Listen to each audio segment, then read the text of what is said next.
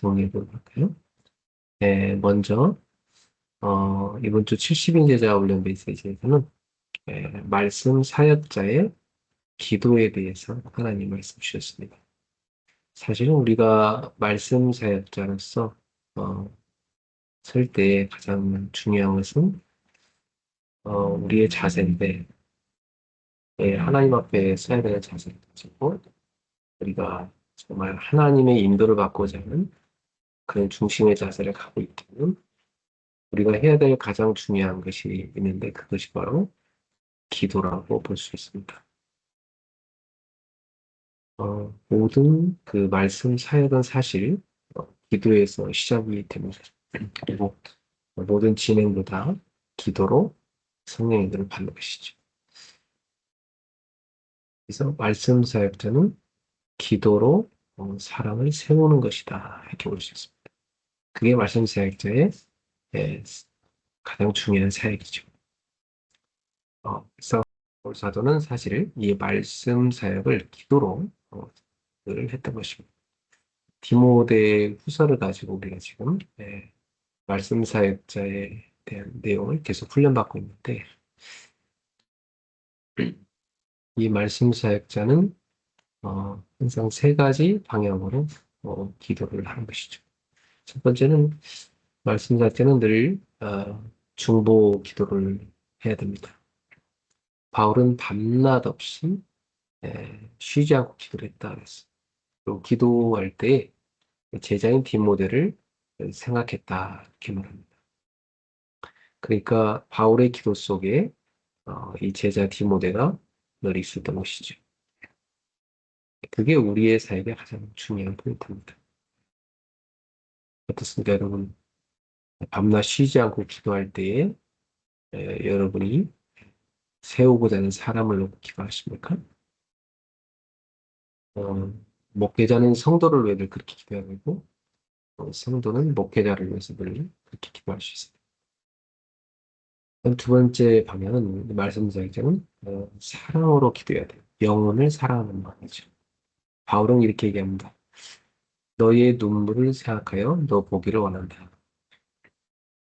그러니까 바울은 이 디모데의 영혼을 사랑했고 디모데의 영혼의 아픔까지도 품고 있었던 걸 볼 수가 있고 예, 제자의 온전한 회복과 또 세워질 수 있는 은혜를 기도했습니다. 사실은 뭐 누군가의 아픔을 끌어안고 같이 기도한다는 거 쉽지 않지만 그게 진짜 사역이죠. 예. 세 번째는 말씀 사역자는 믿음의 계승을 위해서 기도해야 돼요. 나에게만 이 믿음이 머무는 게 아니라 그것이 다른 사람에게 또 우리 후대에게 계승돼야 되죠. 바울에게 있는 이 믿음이 사실은 제자 디모데에게 계승되기를 위해서 바울은 기도했던 것입니다. 그런 내용이 다 전달된 거예요. 그리고 사실 디모데는 외조모 또 어머니의 믿음이 전달된 것이죠. 그래서 바울은 이렇게 얘기합니다. 네 속에 거짓이 없는 믿음을 생각한다 그랬어요. 그래서 말씀 사역자의 목표는 한 사람을 변화시키는 것이 아니고 그 사람이 또 다른 제자를 세우게 하는 거죠. 그래서 사실 제자의 거의 3대 정도까지 기본으로 볼 수 있습니다. 뭐, 보통 장수하는 사람을 보면 증손자까지 보잖아요. 그죠? 여러분이 증손자 제자를 볼 정도까지는 예, 여러분의 사역에 늘 기도가 됩니다. 사실입니다. 그래서 기도는 말씀 사역자의 출발점이고 어, 기도야말로 사람을 세우는 가장 큰 동력이고 그래서 말씀 사역자는 밤낮 없이 바울처럼 기도하는 사람이 되어야 된다는 메시지였어요. 자, 우리가 지난주에는 말씀 사역자의 자세, 예, 그 군사 또 경계하는 자, 농부 같은 그런 자세를 말씀을 주셨고요. 이번 주는 말씀 사역자의 기도에 대해서 했어요. 결국 한마디로 말하면 말씀 사역자의 가장 첫 번째 사역은 가장 중요한 사역은 기도다 이런 내용입니다. 그래서 우리 교회 말씀 사역자들은 다 하나같이 기도의 사역자가 되시기를 주의 이름으로 축복합니다. 음, 예를 들면 우리 지금 어, 대학부 회장님, 총무님 참석했는데 이분들의 기도가 뭐냐? 늘 자기 그 대학부에 있는 대학 선교회 그 회원들을 위해 늘 기도하는 겁니다. 그게 여러분이 하실 가장 중요한 사역이죠. 또 우리 교육자들 참석했는데 저나 우리 전사님이나 성도들을 위해 기도하는 우리 사모님도 늘 교우들을 위해 기도하는 또 우리 중직자인 안수 집사님이나 권사님의 사역이 뭐냐면 목회자를 위해 기도하고 우리 성도들을 위해 늘 기도하는 것.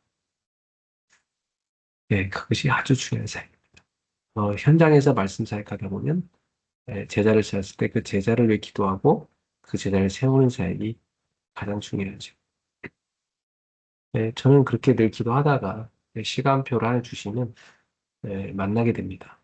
만났을 때 기도 응답을 확인하고 또 기도의 방향을 또 다시 설정하죠. 이번에 대구에 가서도 오랫동안 내가 기도했던 사람을 만났고 또 그들을 위해서 어떻게 더 기도해야 될 것인가를 또 방향을 잡게 됐어요. 예.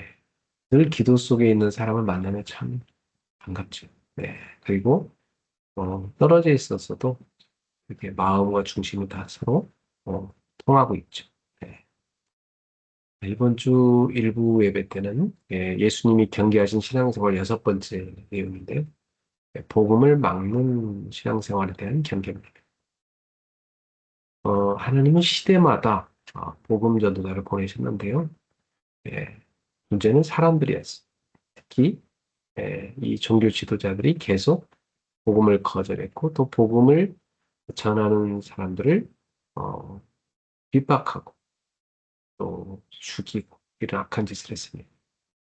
심지어는 이제 메시아까지도 그들이 배척하고 죽인 것을 볼 수가 있죠. 예수님은 그들이 앞으로 할 일까지 다 아세요. 그래서 오늘 본문에 그것을 책망하실 것입니다. 그래서 예수님이 마지막으로 책망하실 것이 뭐냐면 복음을 막는 죄인데 이것이 죄 중에서 가장 큰 죄고 용서받기 어려운 죄인 거죠. 자, 본론으로 가서 이번 주 이 메시지에서 우리가 꼭 붙잡아야 될 내용은 이 전통의 메인 나머지 실제 오늘의 와 있는 축복을 놓친 것을 볼 수가 있어요. 이게 종교 생활에 빠지게 되면 더 많은 아주 어리석은 짓이거든요. 뭐, 그 과거 조상들, 믿음 좋은 조상들을 존경했어요. 또 그들이 잘못한 거, 그렇게 하면 안 되겠다고 뉘우치기도 했어요. 그래서 이들이 선교사 무덤을, 선지자들의 무덤을 잘 만들고, 무덤을 잘 아름답게 가꾸고 꾸몄습니다. 그러나 당장 그들 앞에 와 계신 하나님의 아들 그리스도는 몰라봤고, 그리스도는 거절한 걸 볼 수가 있습니다. 그래서 결국 그들은 조상들과 다르다고 얘기를 했지만, 똑같이 하나님을 반대하는 길에 선을 볼 수가 있습니다. 그래서 이 복음 막는 사람들이 결국은 복음 전도자를 박해하게 된 것이죠. 참 안타깝죠? 네. 어, 계속해서 예수님께서 이제 많은 복음 전도자를 보낼 거라 말씀하시는데, 그러나 그들이 그 전도자들을 다 죽이게 될 거다고 이렇게 예언을 하셨어요. 예수님의 그 예언은 다 그대로 맞아떨어졌죠. 네. 그리고 이 복음 막는 자는 결국은 하나님의 심판을 피할 수가 없다고 하셨는데 정말 그렇게 됐습니다. 네. 의인 아벨부터 시작해서 히브리 성경의 마지막 성경인 역대기에 나오는 마지막 순교자 에, 스가랴까지 마지막 순교자 사가랴까지 결국은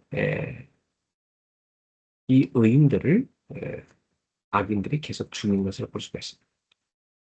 그 핏값을 하나님은 결국 메시아를 거부하는 2세대에 착했다 이렇게 말씀하셨고, 그들은 예수님의 그 말씀대로 AD 70년 로마에 의해서 예루살렘이 처참하게 멸망하게 되죠.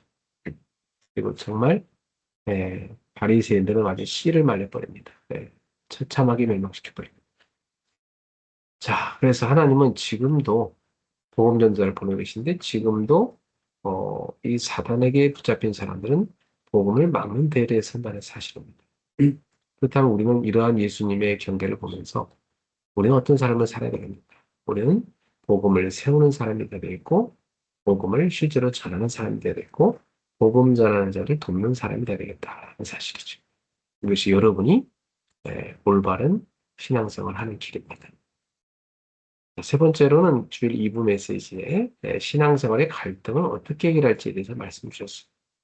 그리고 구원받고 나면 고난 끝이 아니고 구원받은 자로서 겪는 새로운 고난이 있습니다. 네. 근데 이 고난은 재앙의 고난이 아니고 하나님의 자녀에게 하나님의 일을 맡아서 할 만한 그릇을 갖추고 하기 위해서 하나님이 주시는 훈련으로서의 고난입니다. 그래서 사실은 이런 고난은 필요한 거죠. 네. 우리가 그 아이를 키울 때 학교 보내는 거, 아이한테는 고난일 수 있어요. 학교 왔다 갔다 하는 게, 뭐, 시험 공부되는 또 뭐, 군대 보내는 거. 군대 가서 엄청 고생하거든요.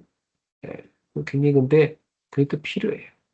이런 것이 다 그 아이를 아주 강하게 만들고 성숙하게 만들고 그리고 아주 큰 지도자의 그릇을 갖추게 만들거든요. 네. 이런 훈련은 그 아이를 성장시키는 훈련이잖아요. 마찬가지로 구원받은 하나님의 자녀에게 허락된 권한은 그, 그 신자를 하나님의 자녀다운 자녀로 성장시키고 하나님의 일을 맡아서 감당할 수 있는 그릇을 갖추게 하는 것입니다. 그래서 그리스도인 우리에게 있어서 교회 안에서 겪는 갈등, 또 뭐 직장에서 겪는 갈등, 가정에서 겪는 갈등, 뭐 여러 가지 갈등도 있어요. 이제 이전의 갈등과 달리 신자로서 겪는 갈등이죠. 하나님의 자녀로서 겪는 갈등이죠. 이건 완전히 차원이 다릅니다. 구원받은 성도는 어떻게 그럼 이 갈등을 해결하냐면 첫 번째는 내가 누군지를 생각해요. 나는 하나님 자녀잖아. 하나님이 나와 함께 하시는 이 성도의 실존을 생각하고 그 실존을 누려야 됩니다. 그렇지. 나는 이미 저 죄와 사망의 법에서 해방받았는데 내가 절로 다시 들어가면 안 되지. 그리고 나는 혼자가 아니고 성령님이 함께 하시는데 그 성령님의 인도를 받아야지. 이 문제 또한 성령님을 받는 중요한 과정이다. 이렇게 깨달아야죠. 그리고 하나님은 모든 것을 합력하여 선을 이루심을 믿어야 돼. 그렇다면 문제는 답을 찾는 길이요 갈등은 갱신하는 길, 위기는 새로운 하나님이 주시는 계획을 찾는 기회가 되는 것이죠. 자, 그래서 이 갈등 해결자는 내가 아니고 보혜사 성령님이시니까 그 성령님이 나를 인도하시기를 맡기고 그 성령님의 인도를 따라가야 되고 성령님의 가르침을 우리가 의지해야 되는 것입니다. 요한일서 2장 27절에 보면 성령의 기름 부으심이 너에게 있나니 그가 너에게 모든 것을 가르칠 거라고 했어요. 그렇습니다. 성령이 우리 속에 충만해지면 성령이 우리 모든 걸 가르쳐 주게 되어 있습니다. 그래서 우리는 내 감정을 따르지 말고 성령의 음성에 귀를 기울이고 그 성령의 음성에 순종할 수 있어야 됩니다. 그래서 결국 우리가 이렇게 성령의 인도를 따라서 갈등을 해결하려고 하면 우리가 해야 될 것이 한 가지 있죠. 그게 바로 기도입니다. 네. 그래서 바울사는 아무것도 염려하지 말고 다만 모든 일에 기도로 너희 구할 것을 감사함으로 하나님께 아뢰라고 그렇게 주장했어. 어떻게 기도하면 좋냐면 강단에 나오는 말씀을 붙잡고 기도하는 게 제일 좋습니다. 그리고 우리는 우리 힘으로는 우리 이름으로 주에게 나갈 수가 없죠. 예수 이름을 의지해서 우리를 십자가를 통해 구원하신 예수 그리스도 하나님과 우리 사이의 중보자이신 예수 그리스도의 이름으로 하나님께 나가 기도하는 것입니다. 그 이름의 기도는 반드시 응답된다. 그래서 갈등은 실패가 아니고 성숙한 신자로 참된 제자로 성장하는 과정이다. 이걸 기억해야 되고 그렇다면 갈등은 우리가 성령님께 완전히 맡겨서 성령님의 인도를 배우는 시간이다. 그래서 이 갈등은 새로운 답을 찾는 기회요. 새로운 응답의 기회가 되는 것입니다. 오늘 여러분한테 어떤 갈등이 와 있습니까? 그것이 여러분을 성장시키고 새로운 응답을 받는 기회로 인도할 줄 믿습니다.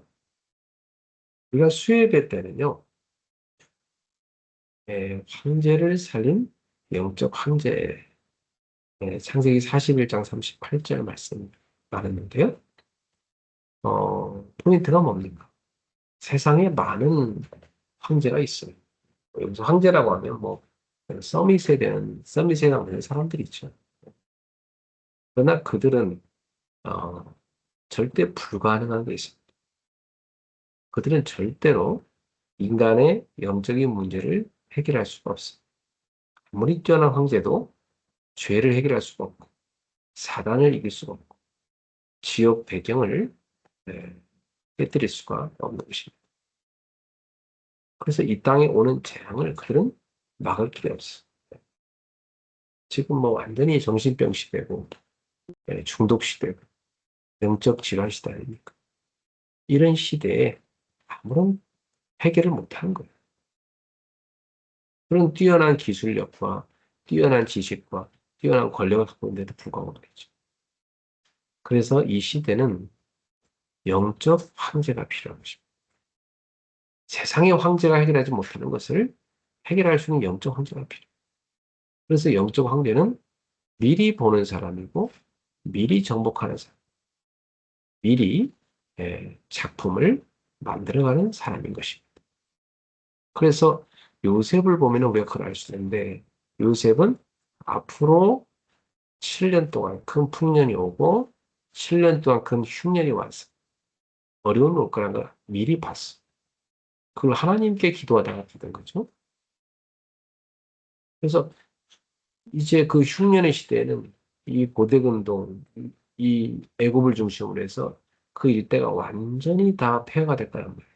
이걸 대비하지 않으면 다 죽는 겁니다. 그래서 이 절대 불가능에 대한 답을 요셉은 갖고 있었던 것이죠. 그리고 요셉은 그것을 미리 정복할 답도 하고 있었어요.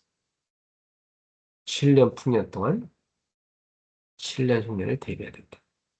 그리고 요셉은 그 미리 정복하는 걸 실제로 실행을 했고 미리 작품을 만들었어요. 그래가지고 완전히 그 시대에 죽어가는 생명들을 다 살리는 그런 작품을 만들게 된 것이죠. 그리고 어, 부속사를 이어갈 자기 가문을 살렸습니다. 유다를 살렸고 그 유다의 혈통에서 바로 메시아께서 오시게 된 거죠. 자, 그래서 결국 이 땅에 아무리 뛰어난 황제도 해결하지 못하는 인생의 근본적인 문제, 영적인 문제를 어, 해결할 수 있는 유일한 답이 그리스도입니다.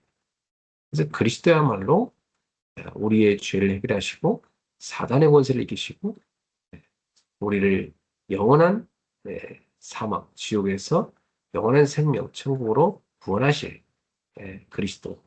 그분이 바로 참된 영적 황제입니다. 그 그리스도를 아는 사람, 그 그리스도를 전할 수 있는 사람, 바로 영적 황제다. 이렇게 볼 수 있습니다. 그래서 이 영적 황제는 세상이 모르는 답을 가지고 있고 그것을 줄 수 있는 사람. 그렇다면 영적 황제는 이 땅에서 무엇을 누려야 될까요? 네, 보좌의 축복을 누려야 돼. 무엇을 갖고 누릴 수 있을까요? 기도로 누리는 것입니다. 여러분이 예, 아침, 낮, 밤에 정말 기도의 시간을 갖고 영적 황제의 시간, 그죠? 영적 서밋의 타임을 꼭 가지시고 기도하시길 바랍니다. 네, 그때 그리스도와 하나님의 나라와 오직 성령의 역사로 말미암은 땅끝까지 증인되라. 이러한 언약의 망대와 여정과 이정표를 다 붙잡고 기도하십시오. 자, 그래서 영적 황제는 황제도 하지 못하는 일을 하는 사람이 되는 거예요. 그래서 성경에 나와 있는 많은 그 렘넌트들이 다 그런 사람들이었죠. 그럼 이 시대에 우리도 바로 이 시대의 황제들이 해결하지 못하는 것을 해결할 수 있는, 예, 그들이 절대로 대신할 수 없는 것을 할 수 있는 이 시대의 영적 황제라는 사실을 여러분 기억하십시오. 그래서 영적 황제는 지속적으로 하나님이 주시는 힘을 일상에서 누려야 되는데 그게 기도잖아요. 그래서 일상에서 하나님이 주시는 힘을 가장 잘 누릴 수 있는 기도가 두 가지로 될 수 있어요. 여러분의 모든 생각을 기도로 바꾸는 것이고 또 하나는 여러분의 모든 호흡을 기도로 바꾸는 것입니다. 여러분의 생각이 기도로 바뀔 때 굉장히 여러분의 영이 치유가 돼요. 여러분의 호흡이 기도로 바뀔 때 여러분의 뇌가 살아나는 것입니다. 그리고 몸이 치유되는 거예요. 자, 그래서 세상은 이런 영적 황제를 기다리고 있다. 우리가 그런 사람이 되고 우리의 후대들이 이 시대에 그런 영적 황제들이 되어야 되겠습니다. 자, 금요 치유 예배 때는 출애굽기 지금 창세기에 이어서 강의하고 있는데요. 출애굽기 두 번째 시간이었죠. 2장 1절에 10절 말씀. 후대를 살리는 갈대상자였습니다. 제 생각으로는 너무 중요한 메시지였습니다. 네. 자, 평생 여론을 붙잡을 메시지죠. 여러분, 눈에 보이지 않지만 사탄은 실제로 살아있고 지금도 활동하고 있는데 이 사탄이 가장 먼저 공격하는 대상이 누구냐면 우리의 후대들입니다. 얼마든지 후대들이 말씀을 못 붙잡도록 말씀을 빼앗아가는 바꿔버리는 겁니다. 뭐 아예 예배를 무너뜨려서 예배 가지 못하니까 말씀을 들을 수가 없죠. 말씀을 들어도 귓가에서 맴돌다 다 사라지게. 그래서 하나도 말씀을 마음에 갖고 가지 못하고 다 새가 와서 채가듯이 말씀을 다 빼앗아가 버리는 것입니다. 그래서 멍하니 앉아있다 그냥 집에 가는 그런 아이들 참 많아요. 세상에서는 어떻게 하냐면 하나님과 동행하는 게 아니고 세상 가치관을 따라가요. 애들이 어느 정도냐면 5분 동안 읽으면서 한번 묵상해 보라고 말씀 묵상을 보내주는데도 그걸 읽을 시간이 없어요. 그만큼 마음의 여유를 다 세상과 휴대폰에 다 뺏겼고 결국 기도는 다 놓쳐버린 거죠. 그러니까 영적인 무기력, 삶의 무기력이 찾아오죠. 네. 그러니 뭐 사실은 세상에서 승리하기 어렵죠. 예. 그래서 참 후대들이 굉장히 병들어가기 때문에 이들을 치유하는 게 우리한테 아주 시급한 과제입니다. 사단은 24 공격하고 있는데 우리는 후대들을 어느 정도로 무장시키고 있나요? 자, 하나님은 위기 시대마다 후대를 준비하셨어요. 그게 방법이 뭐였냐면 갈대 상자였습니다. 모세 또한 위기를 만났죠. 모세의 어머니 요게벳은 그런 위기 환경을 바라본 게 아니고 그 환경을 능히 바꾸실 수 있는 하나님을 바라봤어요. 하나님의 언약을 바라봤죠. 그래서 이 갈대 상자를 만들게 됐고 거기에 모세를 넣게 됐죠. 그래서 나일강에 띈 겁니다. 사실 이것은 나일강에 띄었다기보다도 하나님께 맡긴 것이죠. 그러니까 요게벳처럼 이렇게 믿음이 생각으로 끝나는 것이 아니라 행동으로 옮겨져서 순종으로 나타날 때 그것이 진정한 믿음이 되는 것이고 그 믿음에 하나님의 역사가 일어나는 거죠. 그래서 갈대상대는 하나님의 절대 주권을 보여준 것이었어. 우연히 떠내려간 것이 아니라 사실은 하나님의 주권에 완전히 아이를 맡긴 거죠. 그런데 참 놀랍게도 하나님의 계획 속에서 바로의 딸이 그 갈대상자를 발견하게 되는 거예요.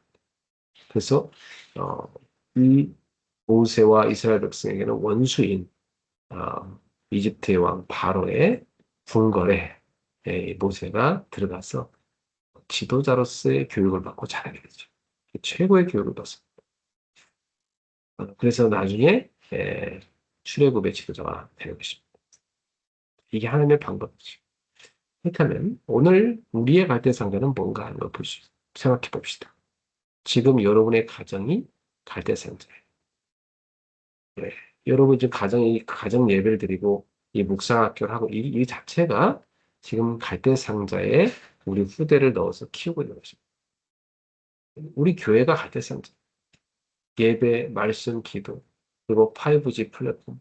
이게 싹 다 갈대상자. 복음이 갈대상자예요. 이 복음 속의 아이를 넣어야 결국은 시대의 재앙에서 아이를 건드릴 수가 있고 시대의 재앙을 막는 인물로 키울 수가 있어요. 자, 하나님은 지금도 시대 살림 후대를 준비하고 계신데 그 후대를 담을 갈대 상자를 누가 만드느냐?